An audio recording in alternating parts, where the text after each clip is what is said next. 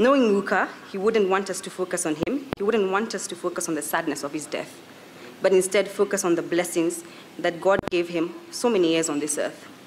Many more years than Psalms 90 verse 10 talks about. He wouldn't want us to focus on the happiness in our lives. He would want us to appreciate each other and focus on our future. He would want us to stay united and be proud of the man that he was, talking about his feats to our children and our children's children. We will miss going to the house and finding him seated in his favorite seat, having his cup of tea accompanied always by a sandwich, with the telly on tuned to gospel music. But we have so many wonderful memories to hang on to, and that is what we should and ought to do. Today is a celebration of a great man, not mourning of a fallen hero, and that is what we would want everyone here present to acknowledge. A man known as Henry James said, "Sorrow comes in great waves, but it rolls over us, and though it may almost smother us, it passes and we remain." We mustn't allow sorrow to smother us, because we are sure Wuka wouldn't have wanted that. He would have wanted for us to remain in the hope that we shall meet him up one day in the land beyond the sky. From the book of Ecclesiastes, chapter 3, verse 1, and it says, and I read from the Good News Translation, "Everything that happens in this world happens at the time God chooses. He chose to take Wuka when he did, and ours is to accept it with thanksgiving. Each one of us grandchildren will continue to treasure Wuka's memory, to carry him in our hearts. In all things we give thanks. May God be glorified, and God bless you all." My grandfather was an extremely exposed man. He was an intellect. He was selfless and he was kind. And honestly, we were just in awe every time that he spoke. He was an educator, not just to ourselves, but to all those that had the pleasure and the honor of being around him. Guka always said that his grandchildren kept him young at heart, and with that, he used to show us off to all his friends, and we were really proud of that, and he was extremely proud of us. And for that, those are memories that we do cherish, and we will cherish for the rest of our lives. Guka can tell you, we will continue to make you proud. We will always remember him for his infectious laugh. He was an admirer of dogs, an advocate for equality, a lover of music, and most importantly, a patriot for our beautiful Kenya. One thing I'm most certain of from the bottom of my heart is that he's gone to a much better place, one deserving of a soul as precious as his. Guka, you were my role model, and I would do anything to sing with you one more time or just to hear you laugh. We thank you for all the beautiful memories and lessons that you left in our hearts, which we will cherish forever. Your guidance and unequivocal love will console us through to the end of our days. We will always miss you, and we love you, Guka. He was a great leader who was caring, generous, and a family man. For us, our fondest moments with Guka was during Christmas, where we'd usually spend a couple of nights over in the evening, and he will tell us stories that we remember till today. The way he carried himself was an inspiration, and the lifestyle that he lived, we always wanted to aspire to be like him. I know when we live today, we'll always remember to cherish the memories and never forget the love, happiness, and laughter he brought to us. To Guka, we love you. You're truly special. You may have passed away right now, but your memories will always live within us. Thank you for the sacrifices that you made for our family and our country. Your care, your concern, your love, and everything that you have done for us, we will forever be grateful. Rest in peace, Guka. Last September, we spent the whole afternoon looking at your memorabilia, photos, keys to all the cities that you've been honored, and I learned so much from your past. But my favorite was making pinky promises with you that we would spend more time together. But it was not to be. Because heaven has called you, God always takes the best. Though you have left us, my love for you will remain alive, and I will carry you in my heart. The memories are shining brightly, and your legacy will survive in the things you taught me and the love you showed me. I will miss your gentle humor. I will miss the warmth you always extended to me. I will treasure your memory forever until we meet again. Thank you very much, Samilui, for calling me and reminding me where I've been before. I'm standing here Very, very sad. And at the same time, quite happy. Because I don't think there is anybody who knows the Rubia'S more than me. I grew up with Hannah Rubi'a, the mother of these boys and girls. Hannah was brought up at the farm where her father was a manager. I think they used to call it the Summary Farm, somewhere in Makuyu. Education before, if you don't know, was only found at the missionaries. My father was a priest, and I even became very happy to appreciate it, to see our president with us here. I'm very happy to see you. My president, whom I have known for many years, and other distinguished guests and leaders of the community.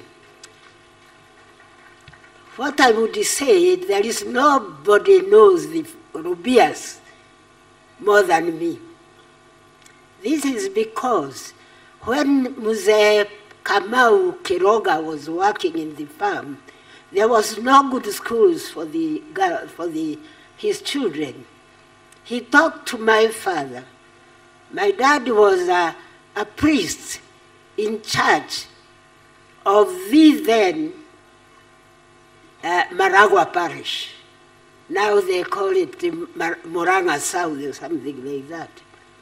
Maragua Parish is where my father was working, from Chania River to Maragua River, from the border with the Wakamba and the mountain. We used to call them Abadayas, now we call them, these Abadayas mountains. All the churches here were being run by some priests, who happened to be, one of them was my dad, Gachanja. And Kamau said, what do I do? There is no good school here. So my father took children of Kamau with him to our family in Kahuya Mission. I was sleeping in one bed with Hannah Rubi'a, pulling each other. We went to Kahuya Girls. I was a bit older than she is. And then after that, when we finished in Kahuya, Carrie Francis then, he can get somebody to tell him, he won't have more than 3 girls at Alliance Boys. I was to go there, he said he can't have too many women there. So luckily, there was a lady called Miriam Jenish. You can see I'm not reading, I'm talking what I know. Miriam, an educationist woman from, I think, Rhodesia, now Zimbabwe or Zambia or something like that. When he came, he found there was no good school for high school for girls. She established a college called Government African Teachers College.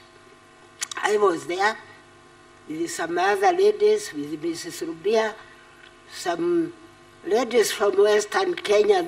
I see our Mheshimiwa here, Malwa, you know, Priscilla Boa, Ruzuha, we were all there. Then afterward, we were sent to teach at the same school, Kahuya. Again, we were given, Hannah was given this house and me this as teachers. She was teaching at practicing school. I was teaching at the teachers' college. We said, how can we be sitting like this? We left one room, we continued sharing one room, and her one other room, we made it a kitchen and a sitting room. Who would know Hannah Rubi'a than me? And then when this Rubi'a came up from all these places, he came there to look for his wife. There were many, many girls there. And when he came, he fell in love with Hannah. She was a very, very beautiful girl. She's a mixture of Gikuyu and Mukamba. Her mother was a Kamba. She was a beautiful, I don't know why we used to have all these long hairs. Girls these days, I think you use too much chemicals, it doesn't work. Then, next time, Rubia is chasing Hannah sitting with me. Then he decided to marry her. Who is taking Hannah to Rubia? It's me.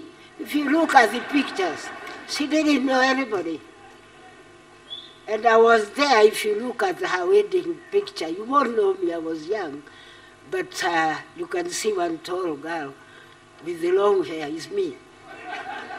So, as a broadcaster, I don't like, Samilu knows that as a broadcaster, all you know is to talk, never stop, and have a lot. What would I say? Rubia'S family were my closest friend. Everything, baby akizaliwa akina Michael, the first person to be called is me. We have a baby boy. Anybody born there, I know. Anybody wants to get married. Michael anatukuchukua up and dragging us to go and look for the girl he saw there in Limuru. Tunaenda na mama yake asemi is the man. Just to find she's taking us a home of Archbishop Kuria. That's where she says, that's the girl I want. So we say, that's okay. Wedding, I took the gifts on behalf of Hannah. That's how we know each other. And I talk too much, so let me stop. Now, what I would like to say is that, what do I know Rubia? Because when I was told about Rubia, I was very hurt. But after thinking, I said, thank God, we did not have to be visiting Rubia in hospitals, in oxygen and whatever.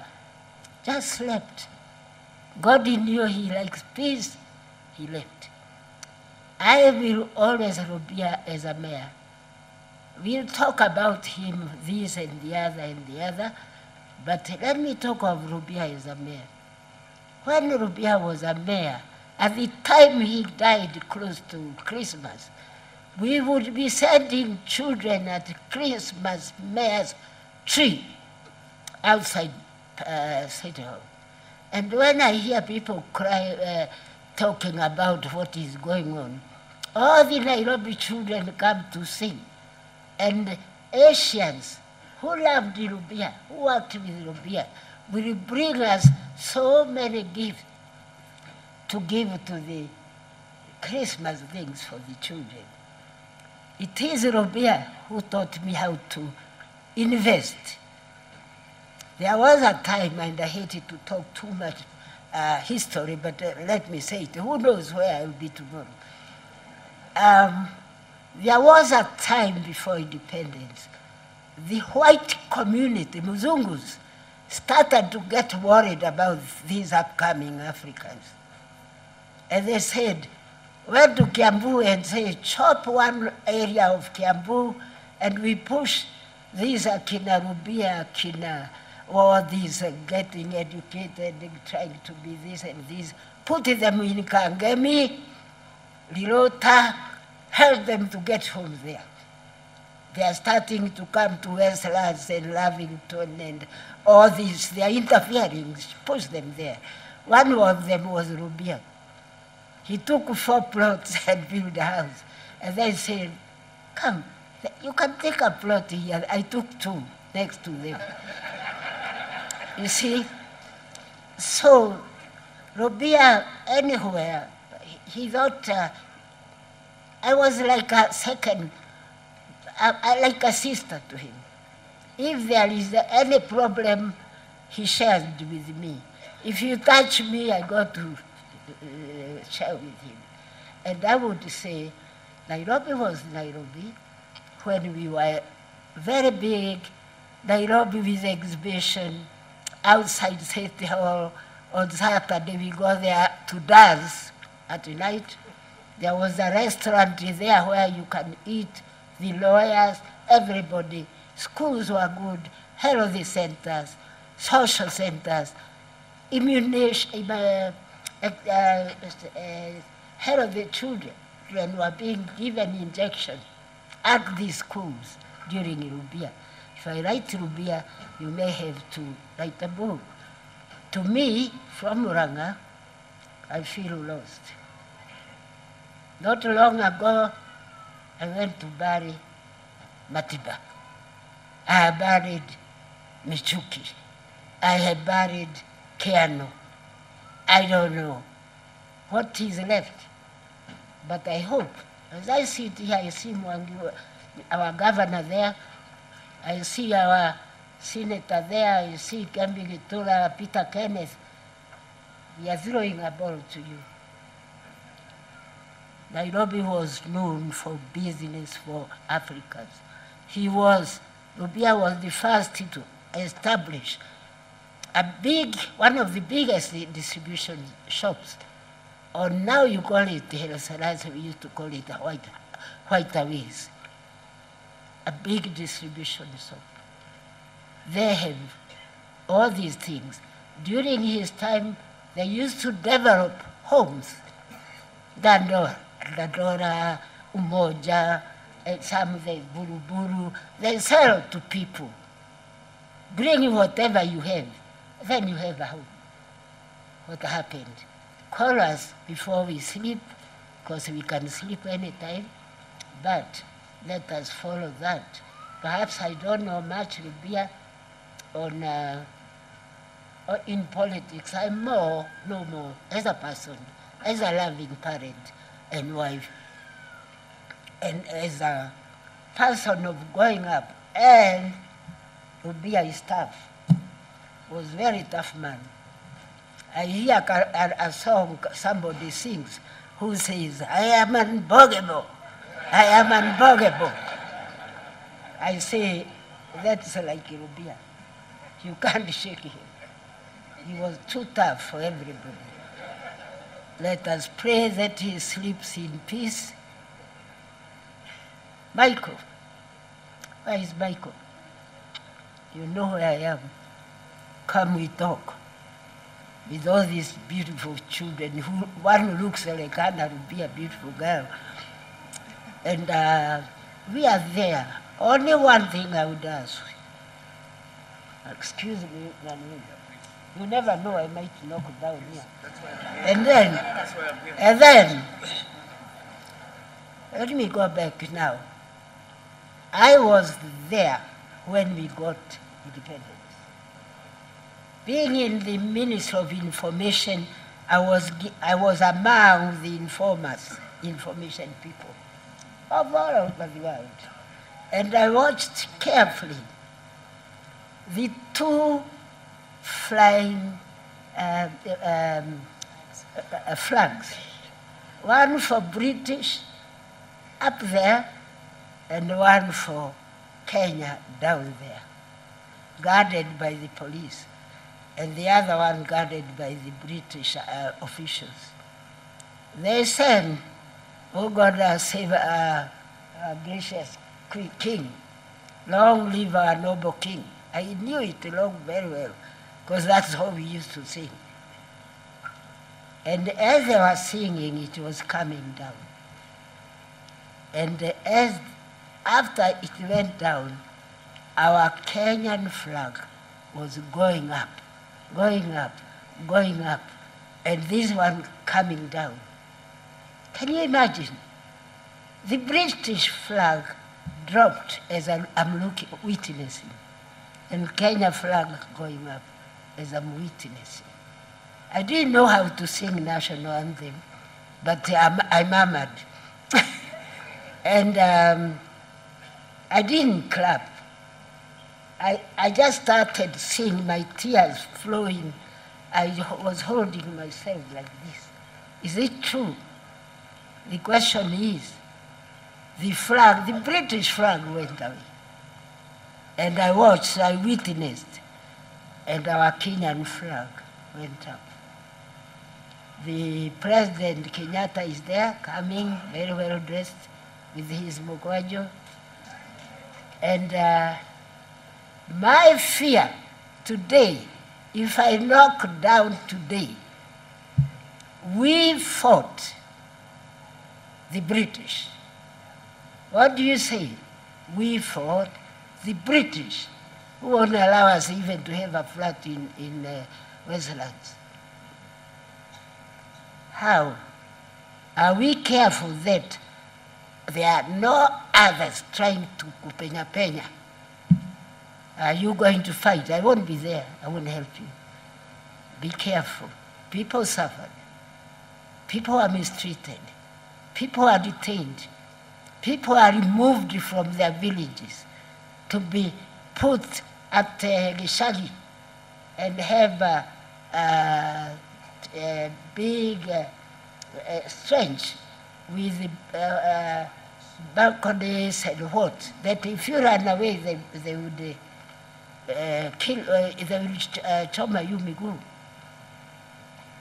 I think the Kenya we want, the Kenya we want, now, not in that one, that I was there.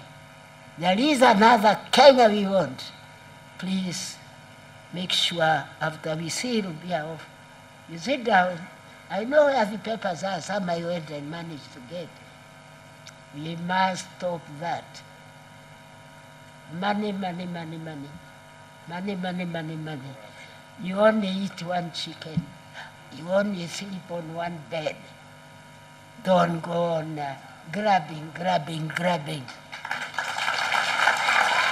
And I never finished talking. Let us wish my brother, my closest friend, Rubia, to sleep in peace.